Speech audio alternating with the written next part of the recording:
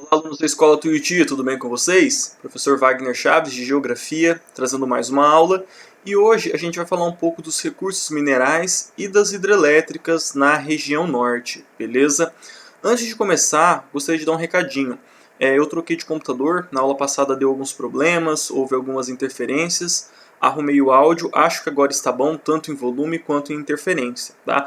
Se ficou alguma coisa ruim, alguma coisa que ficou sem entender, coloca nos comentários ou manda um e-mail para mim que eu explico com o maior prazer, beleza?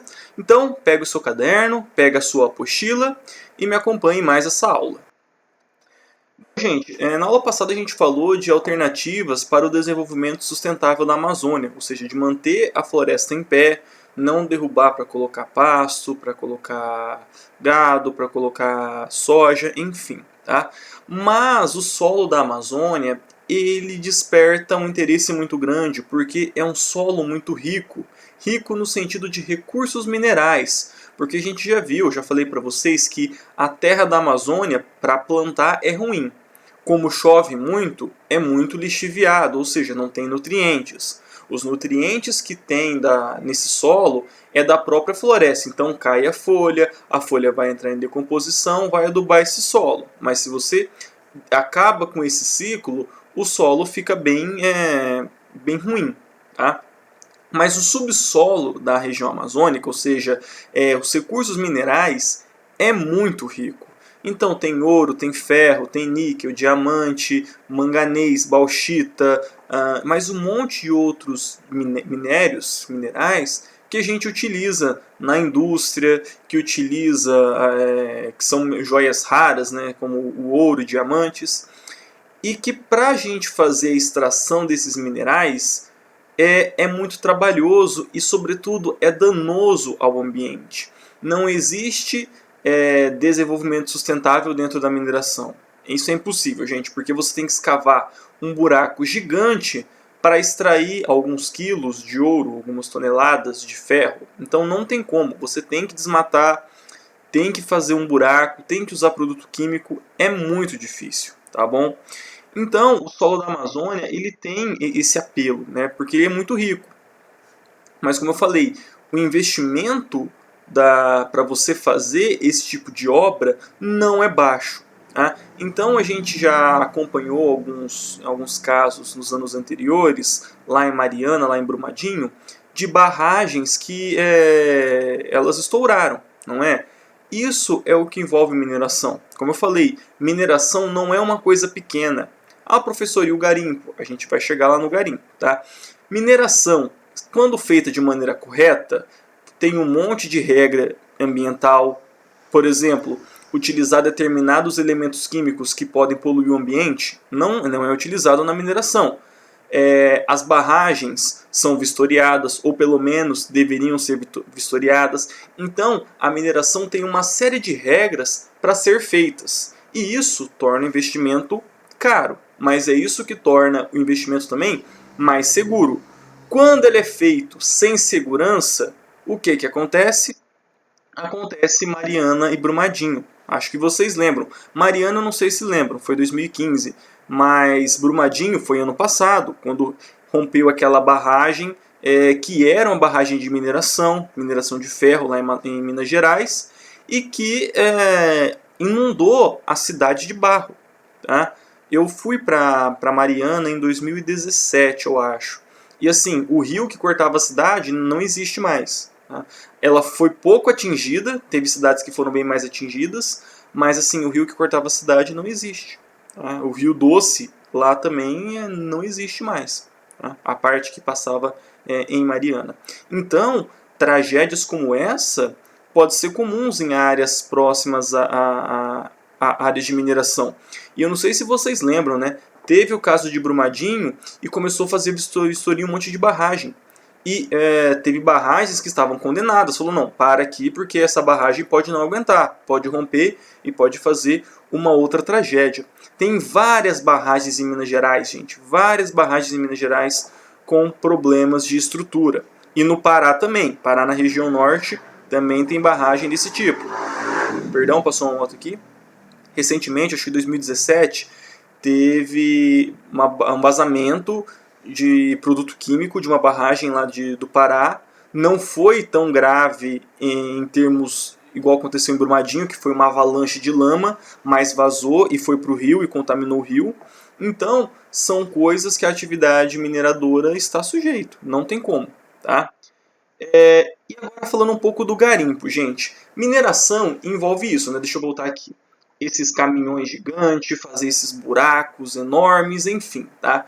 Uma empresa que está fazendo isso. Pode ser a Vale do Rio Doce, pode ser alguma outra. Garimpo, gente, é quando nós temos uma pessoa que está tentando pegar ouro. Geralmente garimpo não é de ferro. É impossível você garimpar ferro ou níquel, por exemplo. Não. Garimpo vai trabalhar com ouro, vai trabalhar com diamante, coisas que são pequenas e têm valor. Tá? O problema do garimpo ilegal é que ele não respeita nenhuma regra da natureza, nenhuma regra imposta. Então ele vai desmatar, ele vai usar produto químico, ele vai fazer o descarte incorreto. Tá? O garimpo do ouro, gente, ele utiliza mercúrio, que é para você conseguir marcar quais são as pepitas de ouro no meio de todas as pedras que você pega. Isso, gente, vai para o rio, vai para o peixe, vai para quem toma aquela água, vai para quem se banha naquele rio. Tá? E então, para vocês terem uma ideia, gente, essa é uma notícia de 2019, tá? Roraima exporta 194 quilos de ouro à Índia sem ter nenhuma mina operando legalmente. Então, gente, é quase 200 quilos de ouro que foi retirado de maneira ilegal, que não pagou imposto, foi conseguido, que foi feita a partir do crime. E isso é o produto que Roraima mais exportou. Imagina isso, gente, um estado brasileiro que a principal atividade econômica é ilegal. É disso que eu estou falando. Tá? E esse garimpeiro, ele não está preocupado com a floresta, ele não está preocupado em não poluir o rio. Ele faz do jeito que ele quer. Então, aí nós temos uma imagem, por exemplo, de um garimpo ilegal. Obviamente, a atividade do garimpo é menor do que a mineração, mas os caras, eles têm acesso, por exemplo, a máquinas para derrubar floresta, têm acesso a trator. Então não pense que o garimpeiro é o cara que está com aquela peneirinha na beira do rio tentando pegar ouro. Não, ele está destruindo a floresta. Está contaminando o rio, está matando peixe, está matando gente contaminado de mercúrio. E uma vez que o mercúrio você entra em contato com o mercúrio, você está contaminado com mercúrio, vai te acompanhar a vida toda. Não tem como fugir disso, beleza?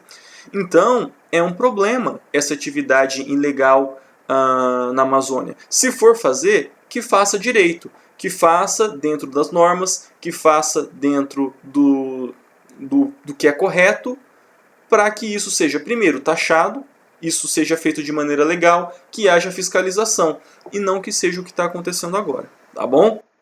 Bom, isso aí, só para terminar, gente, essa é uma imagem de Serra Pelada, tá? Serra Pelada é uma região lá do Pará, perto da Serra do Carajá, que é umas áreas que tem um subsolo mais rico do Brasil. Então lá tem ouro, tem cobre, tem diamante, tudo mais. A Serra Pelada, como o próprio nome diz, serra era um relevo positivo, era uma montanha. E a Serra Pelada ela foi toda escavada, gente, em busca de ouro. Tá? Hoje, Serra Pelada ele é um lago residual, todo contaminado, cheio de produto químico, porque foi feito garimpo de maneira ilegal. Tá? Essa foto aqui que vocês estão vendo, ela foi feita na década de 80. Quando descobriram Serra Pelada, em 1978, houve uma corrida do ouro para essa área. Então, gente do Brasil todo foi para a Serra Pelada para tentar conseguir uma pepita de ouro e ficar rico. Então, olhe o tanto de gente que está em Serra Pelada. Se vocês digitarem lá no YouTube, no Google, Serra Pelada, vocês vão ver um formigueiro humano de tanta gente nesse garimpo buscando uma pepita de ouro para tentar ficar rico. Tá? Eu conheço pessoas não, né? Conheço pessoas que o pai foi pro garimpo, foi para Serra Pelada tentar conseguir dinheiro e acabou voltando sem nada, tá bom? Mas é para você ver como que é a atividade garimpeira. Não é uma única pessoa que está lá na beira do rio e que não vai fazer impacto na natureza. Não, o impacto é gigante e como não há fiscalização, como é uma atividade ilegal, eles estão usando produto químico que não pode, estão jogando coisa no rio que não pode e não estão nem aí. tá bom? Agora, saindo um pouco do campo da mineração, vamos falar das hidroelétricas, tá, gente? Hidroelétrica é uma das maneiras mais limpas que a gente tem para gerar energia elétrica. Então, observem essa foto aí, essa ilustração. Nós temos o reservatório. Esse reservatório ele barra a água e conduz ela por um canal, por um duto. Essa água conduzida ela vai gerar uma turbina. Essa turbina então vai gerar energia elétrica e a água vai seguir o seu curso para o rio. Tá? Esse é o princípio da energia hidrelétrica. E quando a gente compara com o carvão, com o petróleo, a gente vê que ela é bem limpa. Porém, tem alguns problemas. Não é simplesmente sair fazendo usina hidrelétrica aí. Tá? E o que acontece? As pessoas olham para a região norte e falam: nossa, tem bastante rio, vou fazer usina hidrelétrica. E não é bem assim. Tá? A região norte, gente, ela não tem um relevo favorável à usina hidrelétrica. Então, falta força nos rios para girar essas turbinas com maior eficiência e gerar mais energia. Então, aqui o primeiro exemplo é da usina hidrelétrica de Baubina, no Amazonas. Tá? Ela tem um reservatório maior do que Itaipu.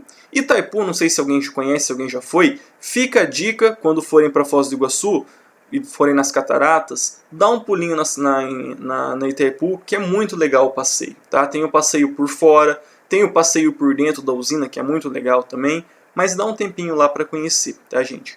Itaipu é a maior usina hidrelétrica do mundo, tá?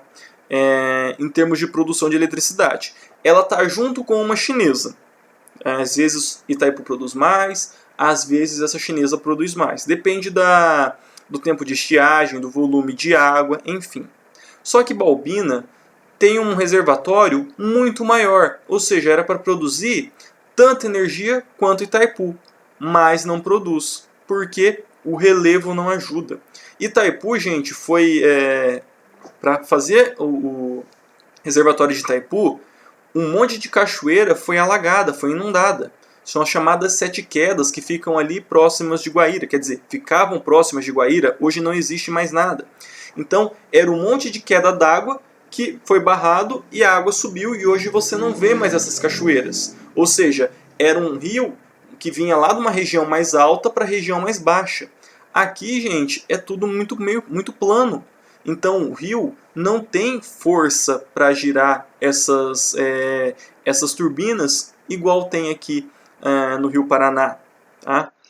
Outro exemplo é a usina de Tucuruí. Essa está no Tocantins, tá, gente? No Rio Tocantins mesmo.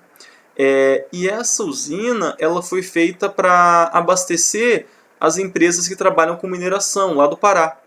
Então, quando a gente olha, por exemplo, o estado do Pará, de Rondônia, de Roraima sobretudo, a gente vai ver que em muitos lugares não tem energia elétrica. Mas espera aí, tem usina lá perto, por que não tem energia elétrica? Porque essas usinas atendem primeiro as empresas, depois a população. Então não adianta fazer usina. Se a usina é para levar progresso para a população, não está levando. Tá? Então, o estado de Rondônia não, Roraima, eles têm que comprar energia que vem da Venezuela, porque o estado não consegue produzir. Mas tem usina, mas é para abastecer as empresas e não é para abastecer a população, tá bom? E por último, a gente tem a usina de Belo Monte, tá, gente? A usina de Belo Monte, ela é a obra mais cara da história do Brasil recente, custou cerca de 30 milhões de dólares, muito dinheiro, que está no Rio Xingu, lá no Pará. E ela também é um outro elefante branco, porque ela tem um reservatório imenso e que produz pouca eletricidade. Então, a gente fica numa situação assim. Para a região norte se desenvolver, precisa de fábricas. Fábricas demandam energia elétrica. Mas você vai fazer um sistema que não produz tanta energia, você vai colocar um monte de usina nesses rios para não produzir eletricidade. Perdão, passou uma moto aqui. Porque nos rios da Amazônia, gente, tá cheio de energia elétrica e não consegue abastecer direito a população local. Por quê? São pouco eficientes. Quando a gente poderia ter um monte de outras opções, energia eólica, energia solar, termoelétricas, biocombustível, mas a gente insiste em energia elétrica, em construção de hidrelétricas que não funcionam. O potencial energético é muito baixo. Beleza, pessoal? Eu vou ficando por aqui. Peço que vocês fiquem em casa. Bons estudos e até a nossa próxima aula.